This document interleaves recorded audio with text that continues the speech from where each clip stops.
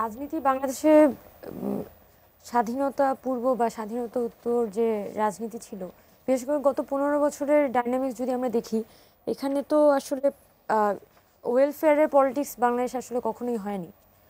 তো সেই জায়গা থেকে জুলাই পরবর্তী সময়ে একটা ধারা তৈরি হয়েছে যে ছাত্রদের মধ্যে ওয়েলফেয়ারের রাজনীতি করা, ওয়েলফেয়ারের কথাগুলো তুলে ধরার একটা প্রবণতা তৈরি হয়েছে। কিন্তু আমাদের রাজনৈতিক ব্যবস্থা যে ফর্মে আসলে ফাংশন করে এবং বিগত 54 বছর ধরে ফাংশন করে এসেছে, সেখানে দেখা যায় সুবিধাবাদিতা এবং একই সাথে ডেডিকেশন দুইটারই একটা মিক্স আপ থাকে। কিছু মানুষ থাকে যারা খুবই ডেডিকেটেড, কিছু মানুষ থাকে যারা আসলে আসলে সুইঙ্গিং, ক্ষমতা যেখানে যায় সেখানে সুইচ করার প্রবণতা থাকে। তো এখনো পর্যন্ত বাংলাদেশ সেই একই প্যাটার্নের মধ্যে আমি মনে করি যে কিছুটা রয়ে গেছে, যদিও ওই তরুণদের সংখ্যা অনেকখানি বেড়েছে যারা আসলে একটা স্বপ্নে দেখে সেই স্বপ্নকে বাস্তবায়ন করার জন্য অনেক বেশি ডেডিকেটেডলি কাজ করার ব্যাপারে আগ্রহী, যেটা আমি মনে করি যে 5 আগস্টের আগে সেই ধরনের আশা আসলে তরুণরা দেখতে পারছিল না। তো পুরা রাজনৈতিক স্ফিয়ার অনেক বেশি সুবিধাবাদী এবং চাটুকার লোকে আসলে ভর্তি হয়ে যায়।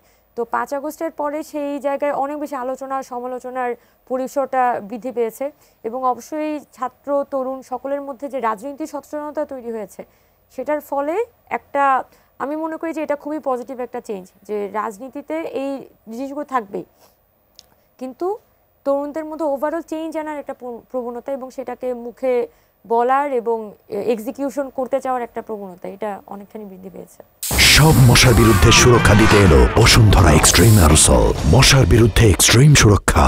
এখনো পর্যন্ত আমরা ক্যাম্পাসগুলোর যে পরিস্থিতি দেখছি, আগের যে দখলদারিত্বের পরিবেশটা ছিল, একেবারে 100% হল দখল হয়ে থাকতো, হলে কে উঠবে না উঠবে সবকিছু কিন্তু একদমই ছাত্রলীগ কন্ট্রোল করতো। এখন 5 আগস্ট পরবর্তী সময়ে অন্তত আমরা মেয়েদের হলে আমরা যেটা করেছি যে সম্পূর্ণ হল প্রশাসনকে আমরা এখানে একটা অথরিটি হিসেবে বলে দিয়েছি যে আমরা মেয়েদের কোনো প্রকার হস্তক্ষেপ এখানে থাকবে না। যদি কোনো স্টুডেন্ট মনে করে যে তাদের হেল্প লাগবে, তাহলে সরাসরি হল প্রশাসনই এই জিনিসটা ডিল করবে। যদি আমরা দেখেছি ছেলেদের ক্ষেত্রে কিছুটা ভিন্ন হয়েছে। আমি প্রথম দিকে বিষয়গুলো জানতাম না, পরবর্তীতে যখন খোঁজখবর নেওয়ার পর জানতে পারি যে ছেলেদের 5 আগস্টের পরে প্রচুর ছেলেরা এমনিতেই হলে উঠে গিয়েছিল এবং তাদের একটা তালিকা দেখা গেছে তারা হল প্রশাসনকে দিয়েছে এবং পরবর্তী সময়ে যারা হলে লিগালি অ্যাপ্লাই করে উঠতে গিয়েছে সেই স্টুডেন্টগুলো কিন্তু সহজে আর হলে উঠতে পারেনি। এটা কিন্তু অনেক ধরনের জটিলতা ক্রিয়েট করেছে। ইভেন এখনও পর্যন্ত ঢাকা বিশ্ববিদ্যালয়ে 24-25 সেশনের শিক্ষার্থীরা ভর্তি হয়েছে, ক্লাস শুরু হয়েছে এবং অন্যান্য বিশ্ববিদ্যালয়েও কিন্তু স্টুডেন্টরা ভর্তি হচ্ছে। সেক্ষেত্রে ছেলেদের হলগুলো কেন্দ্রিক কিন্তু একটা ভয় আবার তৈরি হচ্ছে যে ভবিষ্যতে এই হলগুলোকে দখল হওয়ার একটা সম্ভাবনা আছে কিনা। এবং ছাত্র রাজনীতির সাথে তো তালিকা ধরে অনেক ছাত্রকে তোলা হয়েছে ছাত্ররা, যেটা হয়েছে 5 আগস্ট পরবর্তী সময়ে যেহেতু এখানে কোনো অথরিটি ছিল না, তো ছাত্ররা ইন্ডিপেন্ডেন্টলি এখানে কিন্তু হলে উঠে যায়। অর্থাৎ মানে আগে যেমনটা দেখা যেত অনেকটা রাজনৈতিক বিবেচনায় একটা সুনির্দিষ্ট লক্ষ্যকে সামনে রেখে সুনির্দিষ্ট দল মত তাদের অনুসারীদেরকে তুলতো, এক্ষেত্রে কি ব্যাপারটা তেমনই নাকি কিছুটা ভিন্ন? এক্ষেত্রে হয়তো এখানে আমার দুজন ভাই আছে, ওনারা আরও বেটার বলতে পারবে যে ছেলেদের হলে প্রসেসটা কী ছিল।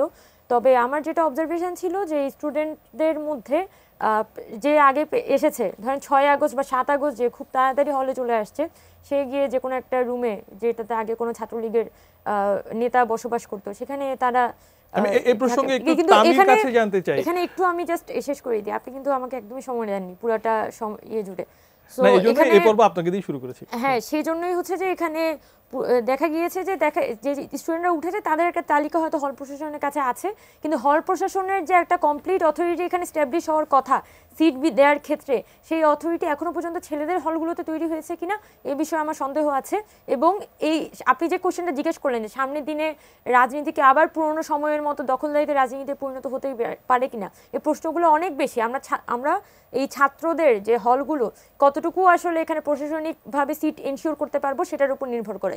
যদি আমরা প্রশাসনিকভাবে সামনের দিনগুলোতে ফার্স্ট ইয়ার থেকে বিবেচনায় রেখে হলে সিট দেওয়া হয়, তাহলে আগের মতো দখলদারিত্বের রাজনীতি আসলে ফেরত আসবে না।